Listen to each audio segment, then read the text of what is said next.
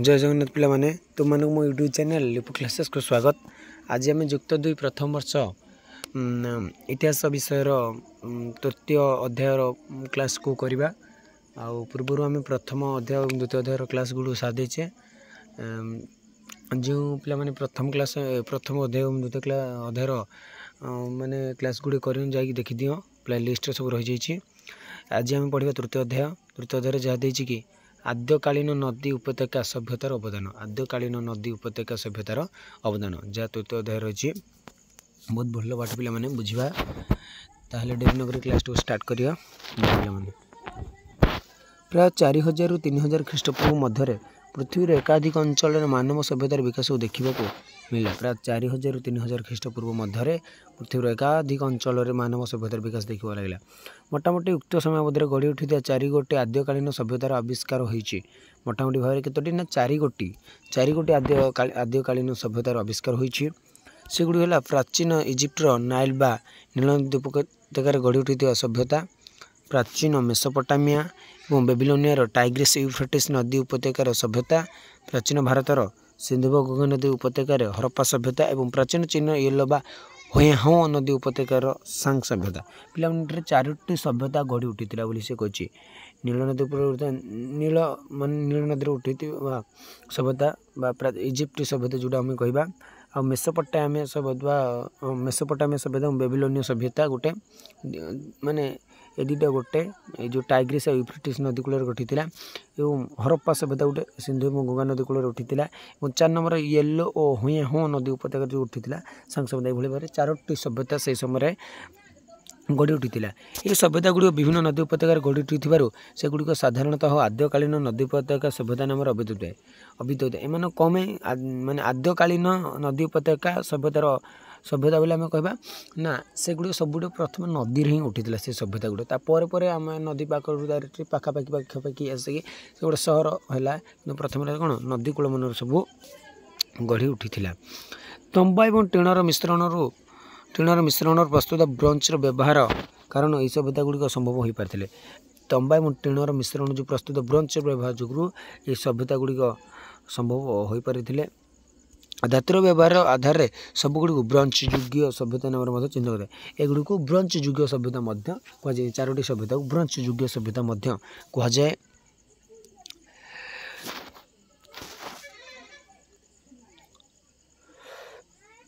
हाँ ब्रंच जदियो तंबा और टीणर मिश्रण या उभय धातु अधिक शक्त माने तंबा एवं टीणर मिश्रण हो ब्रंच किंतु या सेमानठारु अधिक शक्त फल लोहर व्यवहार पूर्व ब्रंच एक विकसित सभ्यतार उन्मेष प्रमुख भूमिका रहा। एवं पिला माने जेपरि माने कौन लुहार व्यवहार बहुत कर ना कि से पूर्वर ब्रंच एक विकसित सभ्यतार उन्मेष प्रमुख भूमिका से ब्रंचटा बहुत व्यवहार होता। मनुष्य ब्रंच तैयारी उपकरण को व्यवहार कर कृषि निर्माण और सर्वोपरि उपकरण तैयारी क्षेत्र में प्रभुत उन्नति साधन कला। माने मनुष्य ब्रंचटा को धरी माने ब्रंच को व्यवहार कर कृषि निर्माण उपकरण तैयारी से कला। अर्थात ब्रंचर व्यवहार पूर्व मनुष्य तंबा टीण व्यवहार जानी उभय धातु को उपकरण तैयारी सकाशे व्यवहार करुला। जदिव से उपकरण ब्रंच निर्मित उपकरण तुलन शक्तिशाली नाला फल प्राक ब्रंच कालीन विकास खूब सीमित था। से प्राक ब्रंच माने ब्रंच पूर्व जो लुहा एवं तंबार व्यवहार होता जो जुग माने जो समय से विकासटा बहुत कम थिला।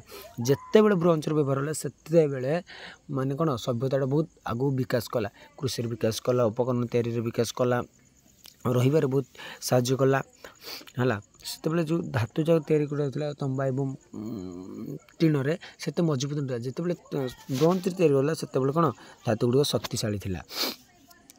एवं आम पिला कौन जानवे ना ये आम जाने 4टी उपत्यका जो थी बेबिलोनियन सभ्यता तार नील नदी उपत्यका सभ्यता हरप्पा सभ्यता सांग सभ्यता ये भाव जो रही है से गुड़ा सब नदी कूल गढ़ी उठी से मैंने कौन से ब्रंच युगीय सभ्यता मैंने से 4टी सभ्यता कहवा से कारण ब्रंचर व्यवहार बहुत भाव में से ब्रंचर व्यवहार जो से सभ्यता गुड़िक आग को बढ़ी पारा विकास लाभ कर पारा। जिते बड़े ब्रंचर व्यवहार होता से सभ्यता गुड़िक एत विकसित हो पार नाला। एवं आम जानवा ना इजिप्ट बा मिस्र सभ्यता जोटा प्रथम देती इजिप्ट बा नील नदी कूल जो सभ्यतार गढ़ी उठा से विषय आज आम जाना। देखिए पे इजिप्ट बा मिस्र सभ्यता देखिए पे प्राचीन इजिप्ट नाइल बा ओडिया कहले नील नदीर उपत्यकार प्राय 31 ख्रीष्टपूर्व एक विशाल सभ्यतार विकास लाभ करता। माने प्राचीन इजिप्टर नील नदी नाइल बा ओडिया कहवा नील नदी उपत्यकार प्राय 31 ख्रीष्टपूर्व एक विशाल सभ्यता विकास लाभ करता। नील नदी बिना इजिप्ट जलशून्य मरुभूमि होता। जदि नील नदी न था ना इजिप्ट बा मिस्र सभ्यता इजिप्ट बा मिस्र पूरा मरुभूमि होता। यही कारण इजिप्ट को नील नदीर दान बोली कहुए। इजिप्ट को नील नदीर दान बोली कहुए। इजिप्ट को नील नदीर दान प्रतिवर्ष नदी बन्या सृष्टिकर बन्या शेष में जो महित पटुमाटी अंततः 2टी फसल उत्पादन में चके नदी जल को नियंत्रित कर जलसेचन कर हुए। गमनागमन पर नदी पथर उपयोग संभव हुए। प्राचीन इजिप्ट ये आधार सेठार एक विस्तृत सभ्यता गठन बा सृष्टि करा। ना प्राचीन इजिप्ट ये आधार कौ आधार ना नदी जल से नियंत्रित कर जलसेचन करुला। गमनागमन पर नदी पथर उपयोग संभव करुला। बन्या शेष जो पड़ता पटुमाटी से चाष कार्य कर फसल उत्पादन करुला। यही भाव से नील नदी को सहारा कर समय लोक मैंने गोटे सभ्यता तैयारी करते। नील नदी नदीपथर गमनागमन सुविधा सृष्टि कर एक विशाल राज्य रूप में इजिप्टर एकत्रीकरण में साहाय्य करथिला। पुणी भूमध्य सागर मरुभूमि परिवेष्टित होइथिबारु इजिप्ट बाह्य शत्रु अनुप्रवेश पर अनुकूल नथिला। प्राकृतिक परिवेश और सुरक्षा उपलब्ध होइबारु इजिप्ट सभ्यता केवल विकास लाभ करी नथिला। लोक भय निवृत्त होई एक आशावादी दृष्टिकोण रखुथिले जहाँ तार तत्कालीन विकसित निर्माण कौशल और उन्नत कला भास्कर्य प्रतिफलित होइथिला। छाड़ ठीक से नहीं पिला माने इजिप्ट सभ्यता को विशाल राज्य रूप विकसित होगा कारण सेठार प्राय 31 ख्रीष्टपूर्व 30 ख्रीष्टपूर्व मध्य 31टी राजवंश शासन करते और राज्य शासन में निरंतरता देखा मिलता। माने 31 ख्रीष्टपूर्व 30 ख्रीष्टपूर्व 31टी राजवंश शासन करते इजिप्ट रे। ये राजवंश गुड़ मोट 8टी पर्याय विभक्त कराए। माने जो राजवंश गुड़ शासन करते इजिप्ट रे केते भाग विभक्त कराए ना 8टी पर्याय विभक्त कराए। प्रथम राजवंशर प्रतिष्ठाता थिले मेनेस। प्रथम राजवंशर प्रतिष्ठाता राजा थिले मेनेस थिले प्रथम राजा। राजत्व काल इजिप्ट एकत्रीकरण होता से ही इजिप्ट एकत्रीकरण करते। ग्रीक वीर आलेक्जेंडर थे यार शेष राजवंशर दायाद से 332 ख्रीष्टपूर्व सिंहासन आरोहण करते। किए आलेक्जेंडर। इजिप्ट राजा को फेरो बा फारो बोली कहुए। इजिप्ट राजा को फेरो बा फारो बोली कहुए। से परिवार वर्ग को नहीं शासन करते। से परिवार वर्ग को नहीं शासन इजिप्ट राजा को कहुए फेरो बा फारो बोली कहुए। फारो शासन एकाधिकार होता। शासन एकाधिकार रोते से एक ही शासन पूरा कहते माने से राजा थे। ईश्वर मानव रूपे मन कर ईश्वर मानव रूपे ईश्वर दूत रूपे मन कर से आधार प्रजा संपत्ति समृद्धि सुरक्षा और जीवन दया पर निर्भरशील थिला। प्रजा संपत्ति समृद्धि सुरक्षा जीवन दया पर थिला बोली से माने सब लोक मैंने विश्वास करुले। प्रजा उत्पादन 1 पंचमांश कर असूल कर कर ना 1 पंचमांश 5 भाग 1 भाग कर रूपे असूल कर प्रजा को बिना पाउणारे बेठी मत खटिया पड़ूला। किसी न दे बेठी खटुले माने खाया पीवा देवेनि किसी ना खाली काम कर दि जाऊला। प्रजा असूल कर और श्रमर उपयोग राजा विशाल राजप्रसाद और अन्य भव्य निर्माण मान करुले। माने से जो बेठी कटुले जो कर आदाय करते से माने से टंका नहीं से जो बेठी कटेकी विशाल बड़ बड़ राजप्रसाद तैयारी करते निर्माण सब भव्य निर्माण सब करुले। इजिप्ट सभ्यतार धर्मर खूब महत्व रही। राज्य शासन आरंभ कर सामाजिक जीवन जाए सब क्षेत्र में धर्मर प्रभुत्व देखा मिलूला।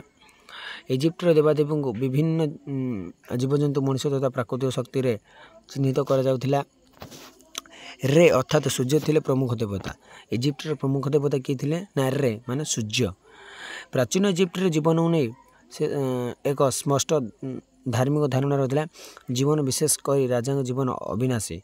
कालक्रम राजवंशर अन्य सदस्य और सम्भ्रात अभिजात वर्ग लोक अविनाशी मन करागला अविनाशी माने तांकर विनाश नहीं राजा मानकर विनाश नहीं पर साधारण वर्ग लोक मानकर विनाश नहीं बा अविनाशी बोली से मन कले मत पर से कबर देला बेले खाद्य पानीय और घणा घाटी आदि सांग रखा जाता माने मूर्ति पर से जो मूर्ति वरण कला कबर देवा सहित खाद्य पानीय और घणा घाटी सहित देते अनेक समय राजा प्रिय घोड़ा और चाकर को हत्या कर मृत शरीर पाखे रखा जाता कबर उपर पिरामिड नाम भव्य निर्माण कर अनेक समय राजा प्रिय घोड़ा और चाकर जी चाकर थे हत्या करदे माने मारिदे शरीर पाखे रखा जाता कबर उपर पिरामिड नाम भव्य पे जो देखुच ये पिरामिड भितर ही से कबर दि जाऊला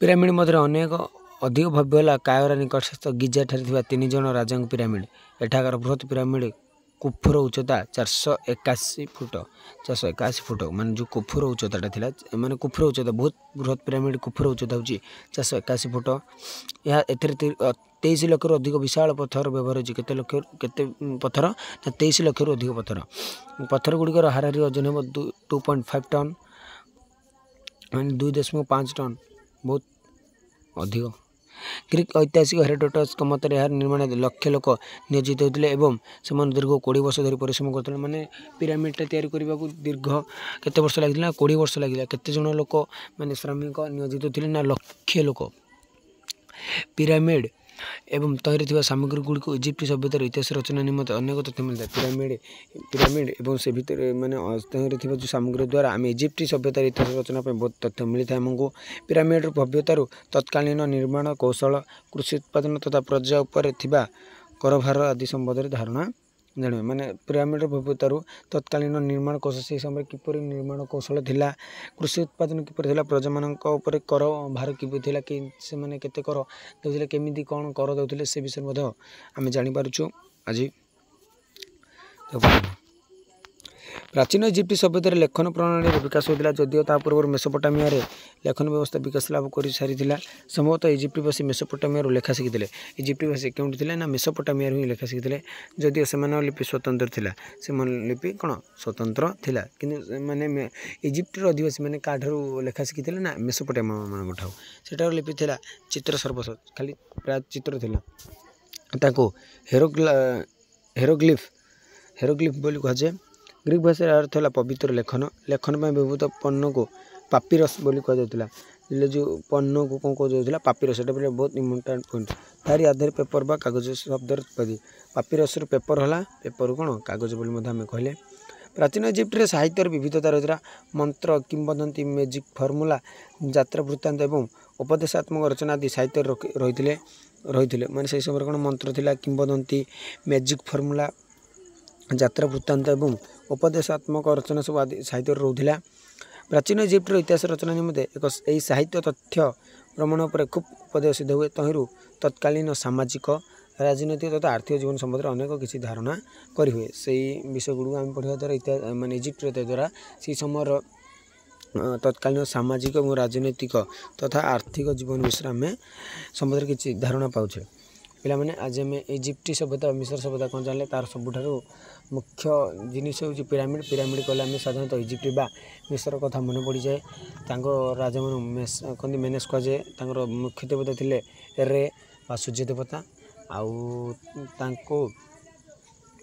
कबर दी जाता कबर सहित प्रिय घोड़ा चाकर मानक कबर दी जाता एमती किसी पिला से मेसोपोटामिया ठारू लिपि शिखी से लिपि को कौन हाँ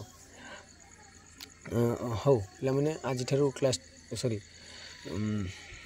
हाँ क्लास टी मुझे रखुची जदि किसी बुझे असुविधा होती तो मत कमेंट माध्यम जनईदेवे रोची जय जगन्नाथ।